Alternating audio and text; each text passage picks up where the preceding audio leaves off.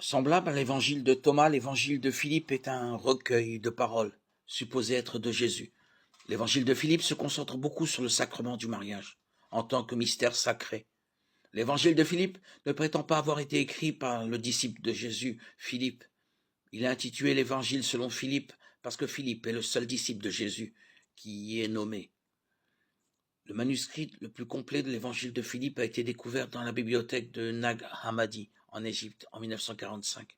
Il est écrit en langue copte et daté approximativement du IVe siècle de notre ère.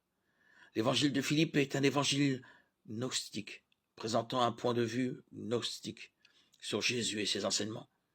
Bien que quelques versets de l'évangile de Philippe ressemblent aux 4 évangiles bibliques, une lecture de l'évangile de Philippe révélera de nombreuses différences irréconciliables et un message complètement différent concernant l'identité de Jésus et ce qu'il est venu faire. Le plus intéressant dans l'évangile de Philippe est ce qu'il dit de la relation entre Jésus et Marie-Madeleine. Dans son livre populaire Da Vinci Code, l'auteur Don Brown cite l'évangile de Philippe comme preuve du mariage de la relation de Jésus avec Marie-Madeleine. Cependant, l'évangile de Philippe n'affirme nulle part que Jésus était marié à Marie-Madeleine. Il ne dit même pas que Jésus avait une relation amoureuse avec Marie. La seule section qui traite de cette question est très endommagée. Plusieurs parties sont illisibles. Le texte laisse supposer que Jésus embrassait Marie-Madeleine. Il n'implique rien d'autre qu'une relation amicale.